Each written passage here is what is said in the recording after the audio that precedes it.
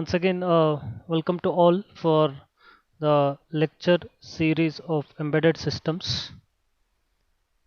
Now we are in on third unit.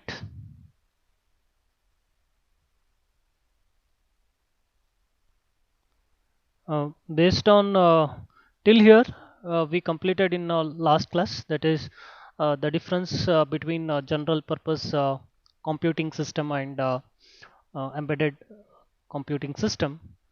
And the main definition of general purpose computing system is it's a system which consists of like generic hardware and general purpose OS, and which supports the various applications in case of general purpose computing system.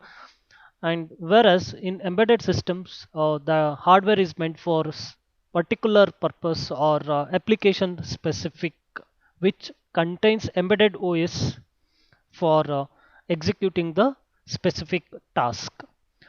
And in embedded systems, it may contain operating system or may not contain an operating system, and that is depends on the applications. Now moving further, we have classification of these embedded systems based on the criteria, that is based upon the generation of. First one is based upon the generation, complexity and performance requirement, deterministic behavior and triggering are the another two classifications. In this class we will discuss about based on generation and complexity of the complexity and requirement performance requirement. And deterministic behavior, as I already told you that how embedded system should be a deterministics, right?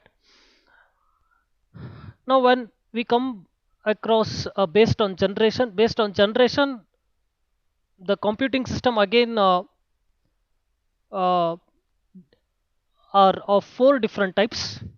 In the first generation, second generation, third and fourth generation. The first generation embedded systems was built on 8-bit microprocessor or microcontroller, usually 8085. Okay, wherein development of this system purely on assembly coding. And the best example was your digital keypad of the telephones. The keypad that we used to use in our older days of our landline telephones. So earlier, if you were aware of that or not, so it was something like the in a round shaped 1 2 3 4, and we used to put our forefinger and then turn around that particular uh, uh, turn around a particular for to in order to dial the particular number. But later stage, that was purely replaced by digital keypad, and wherein it has to decode when I press 9 or when I press 0, then it has to decode its equivalent number to binary digit, and later on it should send to the processor. So the processor used to execute that particular number. So that's how that programming was done, and that particular programming was done using the 8085 microprocessors, and that was our first generation embedded systems. And wherein obviously you cannot find the operating system in those first generation. Second generation, slightly advanced version than the first generation. Instead of using 8-bit, because 8-bit have its own disadvantage, like uh, the memory, mainly the memory you cannot address more than 255 datas. So hence we move to a 16-bit microcontroller or even the microprocessor. So obviously here also we used to program using the assembly code itself, but the assembly instructions were little powerful than your first generation signals. The best example is data acquisition system and SCADA. SCADA is one the data acquisition system for electrical engineering purpose. And the third generation was the application specific or a domain specific controllers, existence of digital signal processors in third generation, wherein those controllers or the processors were of 32-bit. And that's where we use robotics or industrial process controller. All those controlling devices are the best examples for third generation microprocessor or the third generation embedded system.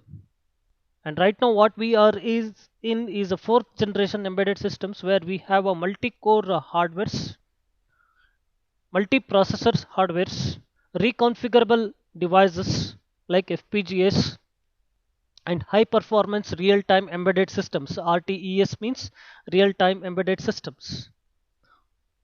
The kind of processors that we have are able to process a data wherein the data may be the image or audio signal or text signal, whatever the data might be. It could able to acquire the data, and same thing can be transferred to various different hardwares as well. And the communication is much advanced when compared to first, second, and third generation, because earlier if I want to perform a wireless communication, probably it was only using a Bluetooth at the maximum. So in the year 2005 to 2009, if I want to transfer the data without using wired, then wireless, probably it could able to restrict it to Bluetooth devices. And you know the limitations of the Bluetooth, wherein you cannot uh, transfer the data if the another device is greater than around 10 meters or 50 meters as such. Nowadays, we can transfer the data wirelessly to any extent with the help of IP addresses. That's where through the internet, wireless internet accessibility. So again, with using that, again it is possible for us to transfer the data, which is going to be performed by embedded systems. So hence, in the fourth generation, we see the advent of a system on chip. When I say that system on chip, so all the uh, including processor, all the peripherals that is required to perform the operation, which means processor will be there. Apart from the processor, RAM or read only memory, and the Wi-Fi hardware related to transfer the data, and Bluetooth devices, all will be on a single chip. So hence, in this fourth generation is having a data handling capability more than 32-bit, sometimes even 64-bit, we say, right? Now, one more classification based on the complexity and performance. So, based on the complexity and performance, if I want to uh, distinguish, or if I want to make a classification, and these are the small scale embedded systems, large scale embedded systems, small scale, medium scale, and large scale embedded system. Now we will see that what are the differences in these three types of embedded system. So the first, small scale embedded systems were restricted to very low small scale industries in case of embedded systems. So wherein they used to produce the uh, less time deterministic, less performance oriented embedded systems. And maybe the best example is the toy industry, wherein so it is very the moment itself, by looking to the pictorial diagram itself, you can able to understand that these systems are purely uh, uh, the less performance oriented, and obviously they are not time critical, because anyways these systems, if it don't work, doesn't matter for me. The investment of amount by the user is also very less, because hardly we will be using a 1 year or 1.5 year these kinds of embedded systems, but still, yes, of course, these are required. And another bit important point here is the small scale embedded system used to uh, produce the toys or such kind of robotics, small segment robotics. They used low cost microprocessor and microcontrollers, and maximum of size 8 to 16 bit. And those embedded system may contain or may not contain the operating system for its functioning. This is all about the small scale embedded systems. Coming to medium scale. Now, what could be the examples for medium scale? This one. These are the few examples. The industry wherein they work with medium scale embedded system. Obviously, these are having a medium performances when compared to your small scale embedded systems. And yes, because when we go get into the CC camera, obviously we need the capturization of the image and the sequences of videos. Hence, these embedded systems uses not only microprocessor or microcontroller, they also use digital signal processors inside those kinds of applications. And the second figure that what you see here, this, can you recognize this? So this is the inside of your the digital camera, wherein there is also the 10, and the number 10 indicates that DSP processor.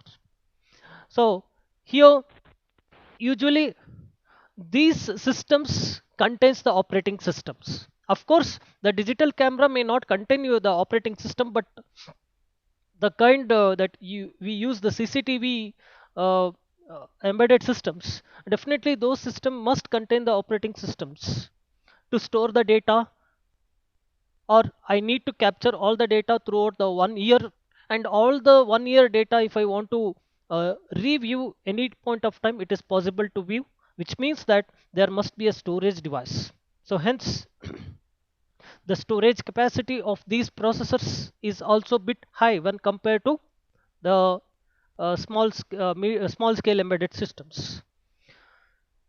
So another very important point in this medium scale embedded systems is they are slightly complex in hardware and software requirements fall under this category. So that's what we call about firmware. I'll We'll talk about little later what is firmware and all is all about. So obviously, when we observe the kind of hardware that we use in these kind of applications is little complex when compared to what medium small scale. The reason is, so here we may require the processors like which are much advanced. 8-bit processor is not sufficient here, because the data manipulation itself, if I capture a image, itself will be a minimum of 8 cross 8 pixels, right? Or 256 cross 256 values will be there, 8 bit, if I consider. Now, in order to capture those and store the data, then obviously I need a little advanced processor. And the programming earlier in small scale industries, it was sufficient, even I can able to write it in a simple assembly level language itself, but here it is not possible, because later on point of time it has to interact with my operating system, and as such, so again I will be using a high level languages in on in ca- if, in the development of medium scale embedded systems. Now, what is large scale embedded or complex systems, we call it as? So looking to the diagram itself, you can able to understand what is large scale embedded system here. So large scale embedded system are more and more time critical, time deterministic. They must be time deterministic. And obviously, comes to performance, is having a high demand performance, and they employed in a that's what we call it as mission critical applications, maybe in the automotive sector or aircraft designing or in launching the satellites. Hence, we call them as a large scale embedded systems where the performance demand is very high and the applications are little critical. And obviously, in earlier considering both small scale and medium scale, the processor might be with CISC applications, but here yes, uh, no more CISC processors. We have to shift from 16-bit or 32-bit CISC processor to 32 or 64-bit RISC processors or controllers, as well as some of the reconfigurable computing chips. Reconfigurable means which are reprogrammable, the systems which can able to program again and again. So, or we also call them as a multi-core processors or programmable logic devices. So multi-core means probably you might know that many cores. So already you have in your system, the whatever the laptops that we use, almost a minimum of 4 cores. If I consider a small very low end computer, that particular computer might be having a 4 cores inside that. So and higher end your smartphones and all, we have a quad core processors. So more number of processors, higher the performance. That's very simple, because if I have only single brain, and it's a something like how the single brain works and how the four different intelligent brains works. So that's how the performance increases. And multiple processors and multiple controllers in a hardwares, in a co-units or hardwares.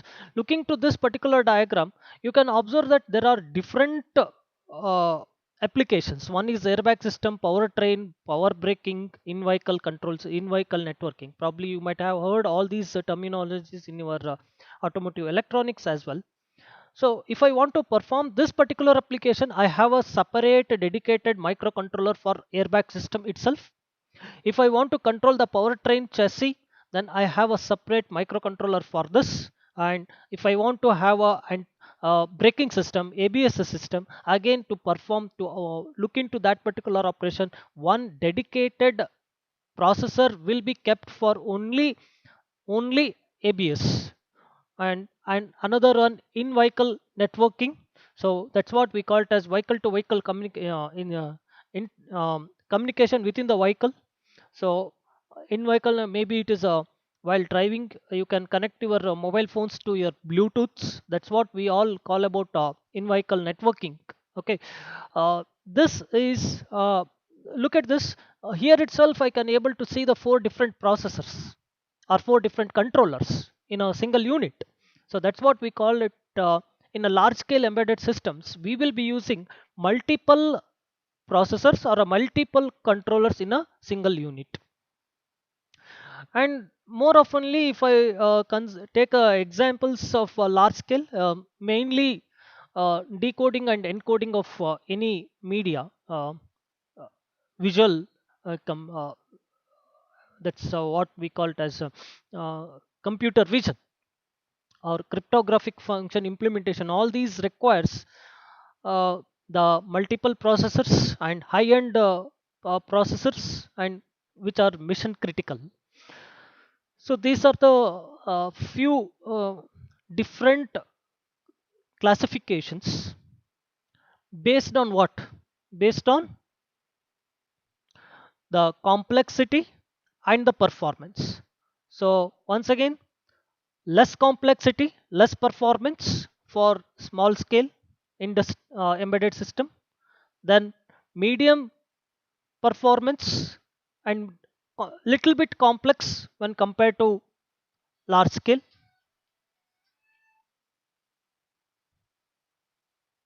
Just a minute.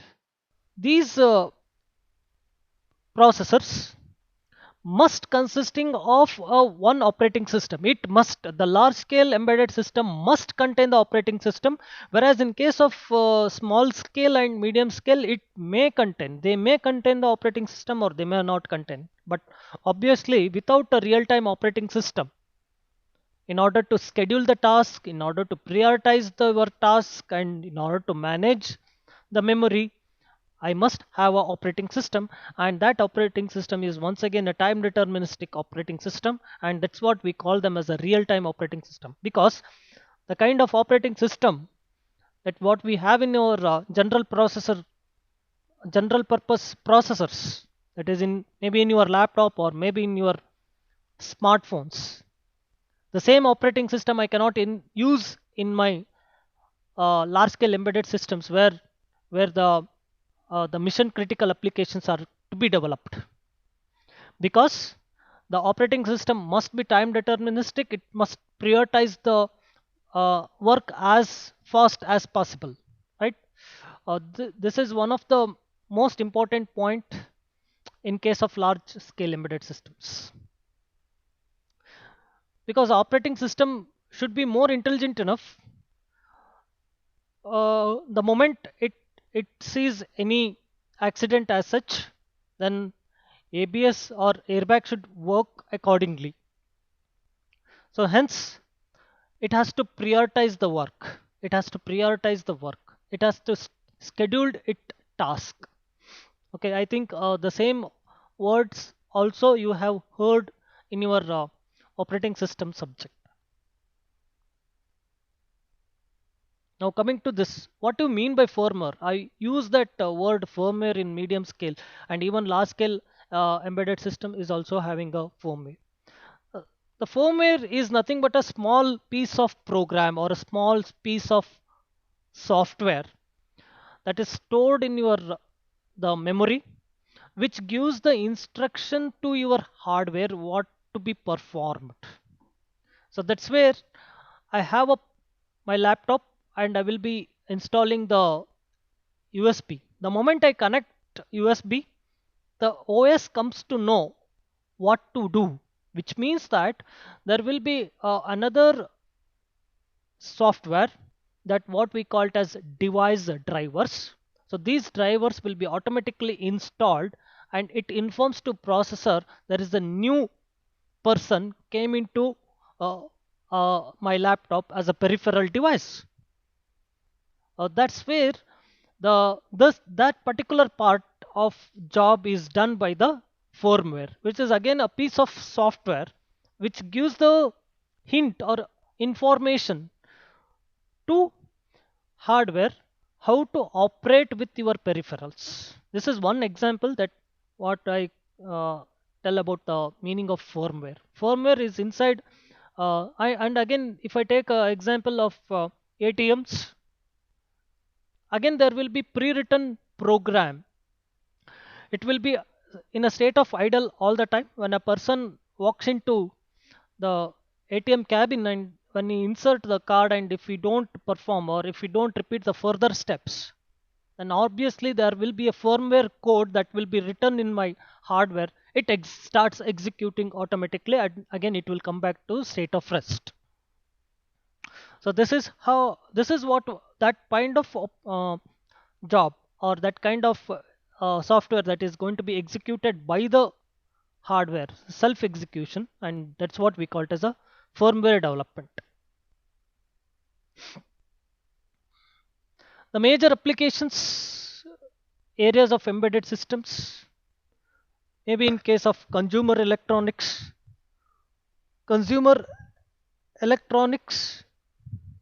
which are the examples? The best example is your smartphones, smart TVs, right? Nowadays we even I can connect my TV to internet, and these are, and nowadays even the the TVs can be contains the operating system, right? That's what we called as a consumer electronics. Another good example for firmware. See here, in spite of the right now the earlier days of TVs, in spite they don't have a operating system. Still The moment I press a channel or uh, increase my volume through the uh, wireless remote, still the communication is was possible, right?